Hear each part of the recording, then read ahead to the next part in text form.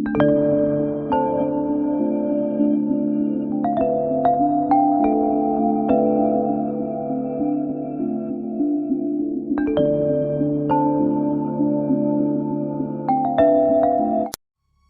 have always harbored an intense dislike for bats.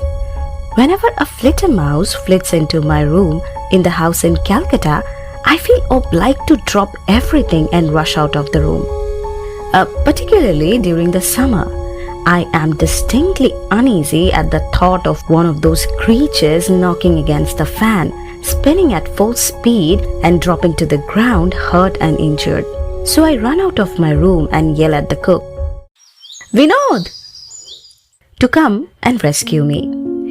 Once Vinod managed to kill a flittermouse with my badminton racket. To be very honest, my dislike is often mixed with fear. The very sight of a bat puts me off. What peculiar creature they are. Neither birds nor animals, with their queer habit of hanging upside down from trees. I think that the world would have been a far better place to live in it if bats did not exist. My room in Calcutta had been invaded by flittermouse so many times that I had begun to think they had a strange fondness for me. But I never thought I would find a bat hanging from the ceiling in my room in this house in Shuri. This really was too much.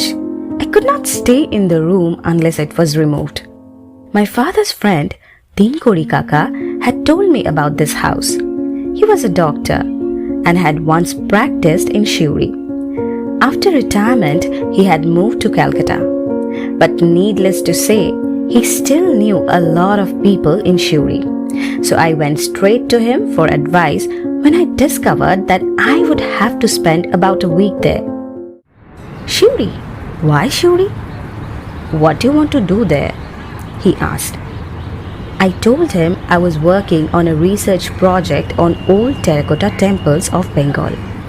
It was my ultimate aim to write a book on this subject. There were so many beautiful temples strewn about the country, but no one had ever written a really good book on them.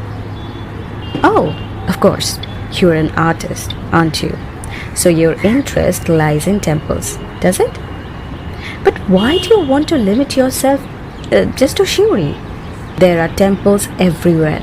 Shurul, Hetampur, Dubrajpur, Phulbeda, Birshinpur. But perhaps those aren't good enough to be written about." Anyways, Teen Kori Kaka told me about this house.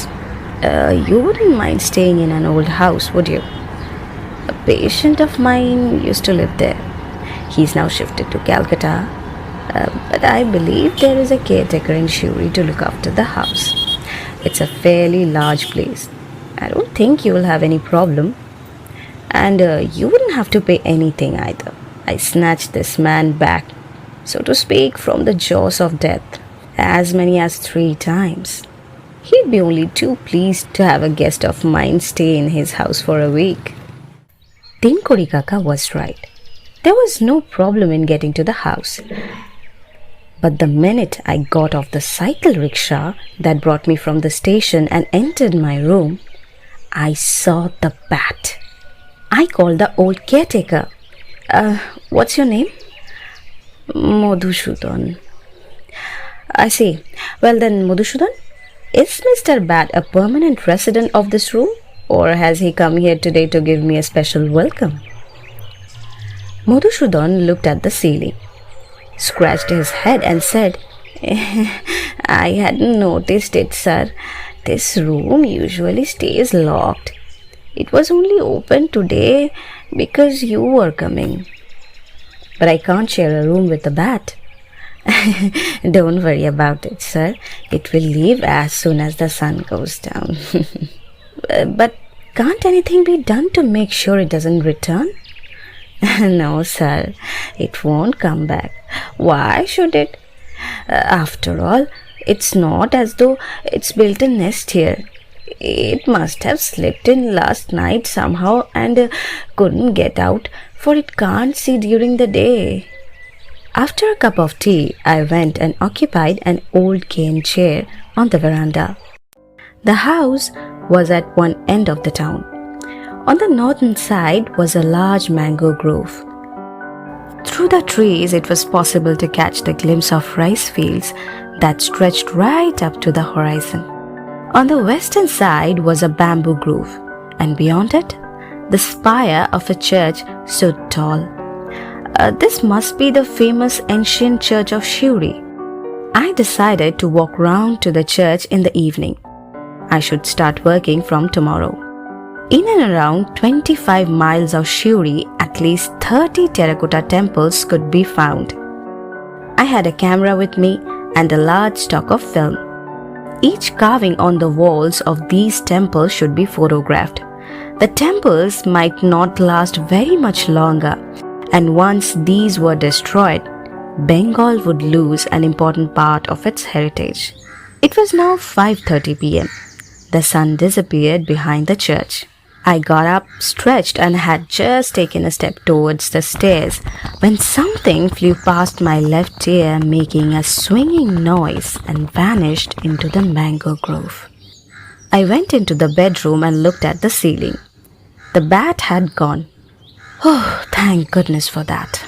At least I could work peacefully in the evening.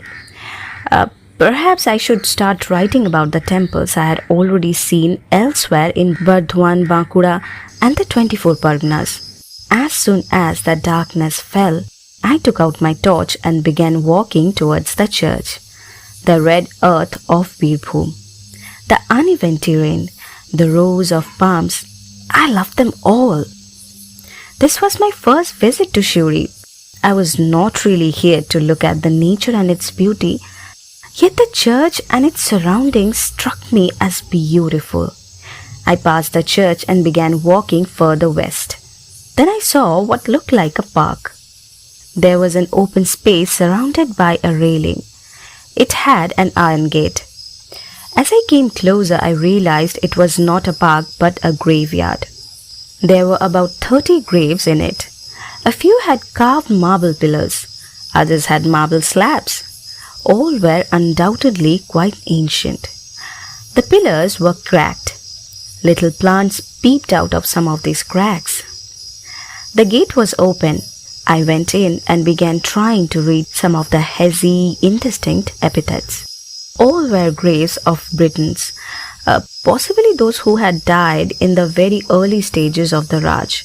As a result, some of epidemic or the other. One particular marble slab seemed to have a slightly more legible inscription. I was about to switch the torch on to read it, when I heard footsteps behind me. I turned around quickly.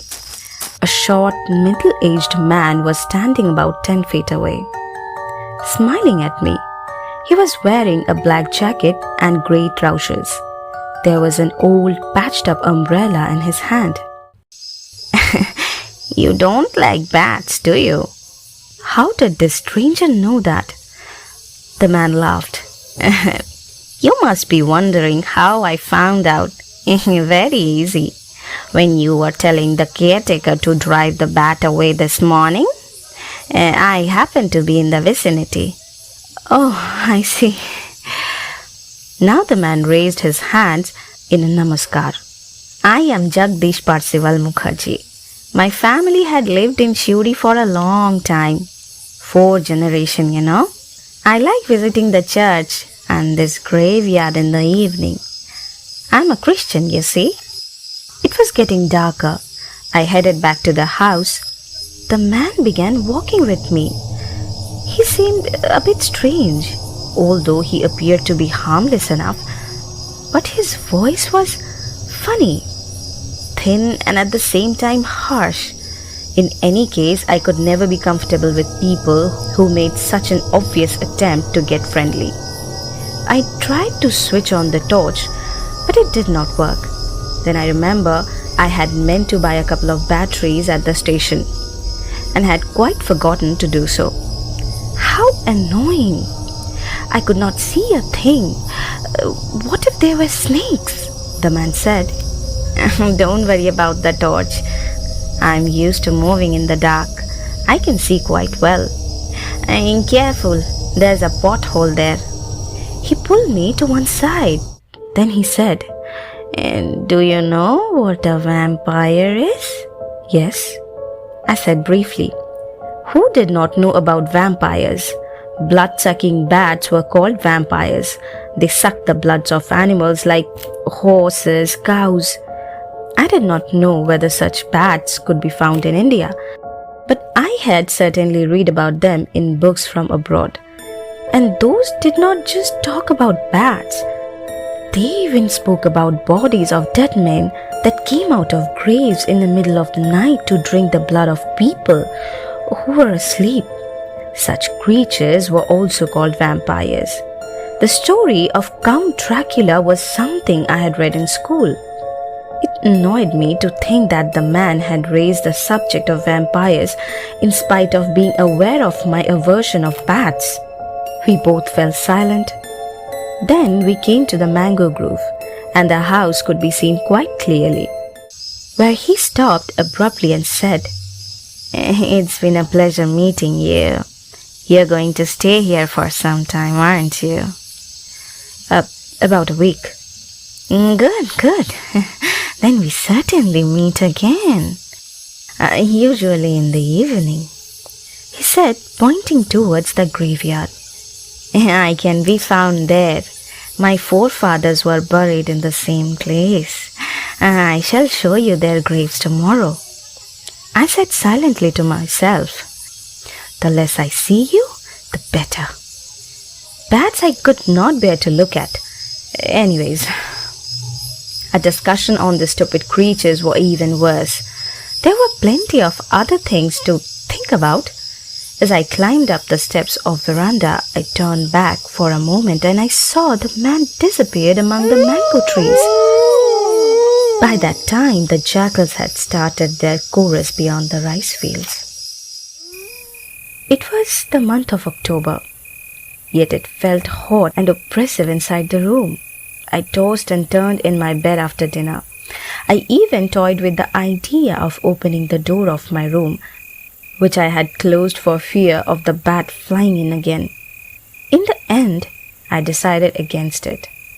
Not so much because of the bat, but because of something else. If the caretaker was a light sleeper, perhaps there was no danger of being burgled. But what if a stray dog came in through the open door and chewed up my slippers? This could happen easily in a small Mofficial town. In fact, I already had that kind of experience more than once. So instead of opening the door, I opened the window that faced the west. A lovely breeze came wafting in. I soon fell asleep and began to have a strange dream.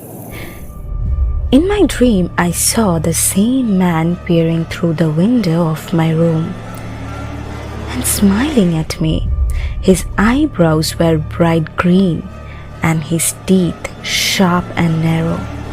Then I saw the man take a step back, raised his arms, and leaped through the window. It seemed almost as though it was the sound of his arrival that woke me. I opened my eyes and saw that dawn had broken. Oh, what an awful dream. I rose and yelled for a cup of tea. I must finish breakfast and leave early, or I would never get all my work done. Madhusudhan seemed a little preoccupied as he placed my tea on the table in the veranda. I asked, "What's the matter, Madhusudhan? Are you unwell? Or didn't you sleep last night?" Madhusudhan said, "No, Babu, I'm quite all right. It's my calf." "What happened to your calf?" "It died last night. Got bitten by a snake, probably." "What?" "Yes, sir. It was only a week old. Something bit its throat.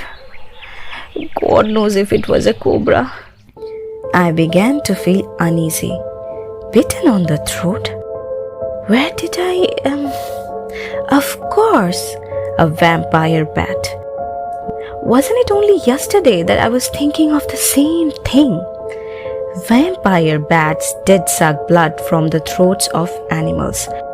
But of course, the calf might indeed have bitten by the snake. That was perfectly possible, especially if the calf happened to be sleeping. Why was I trying to link the death of a calf with vampire bats. I uttered a few words of comfort to Madhusudhan and returned to my room. My eyes moved towards the ceiling involuntarily. The bat was back.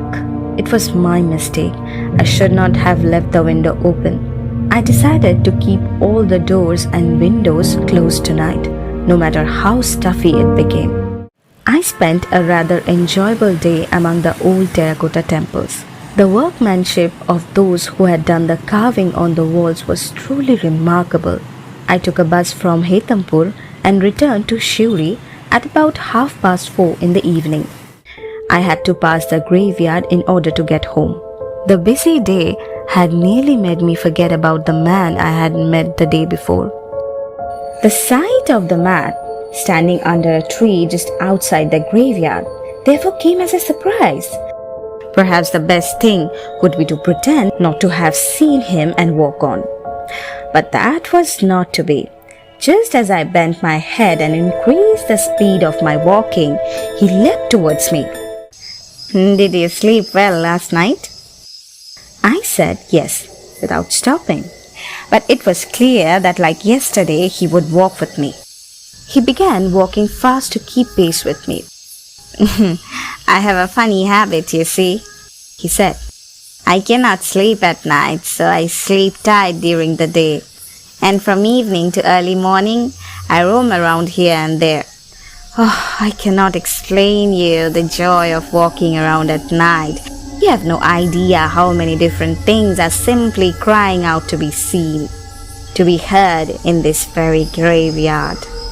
Have you ever thought of these beings that have spent years and years lying under the ground, stuffed in a wooden box? Have you wondered about their unfulfilled desires? No one wants to stay a prisoner. Each one of them wants to come out, but not many know the secret of getting out. So in their sadness, some weep, some wail, and others shy. In the middle of the night, when the jackals go to sleep and the crickets become quiet, those who have sensitive ears like mine can hear the soft moaning of these people nailed into a box. But as I told you, one would have to have very sharp ears. My eyes and ears work very well at night, just like a bat's." I must ask Madhusudhan about this man. There were a few questions I wanted answered, but I knew there would be no point in asking the man. How long had he really spent in Shuri?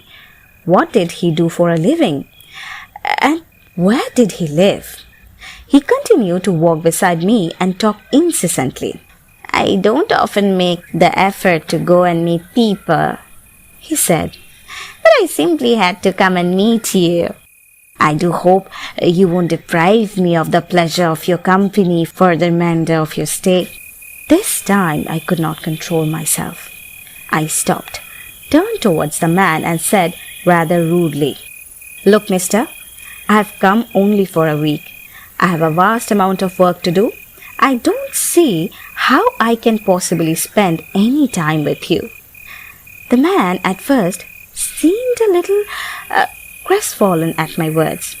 Then he smiled and said in a tone that sounded mild yet oddly firm, "You may not give me your time, but surely I can give you mine. Besides, I was not talking about the time when you would be busy doing your work during the day. That's it." There was no need to waste any more time with him. I said namaskar abruptly and strode towards my house. "Jagdish Mukherjee? I don't think. Wait a minute. Is he short? Wears a jacket and a trouser? Is a little dark? Yes. Oh, Babu, that man is crazy. Quite mad, in fact. He's only recently been discharged from the asylum. They say he is now cured. How did you come across him? I haven't seen him for ages. His father was a priest called Nirmal Mukherjee, a nice man. But I believe he too went quite cuckoo before his death." I did not pursue the matter. All I said was, that bat had come in again, but it was entirely my fault. I had kept the window open. I hadn't realized some of its grills were broken. Madhu said, tomorrow morning I shall have those gaps filled. Perhaps during the night you should keep the windows closed. After dinner, I finished writing notes on the temples I had seen that day. Then I loaded my camera with a new roll.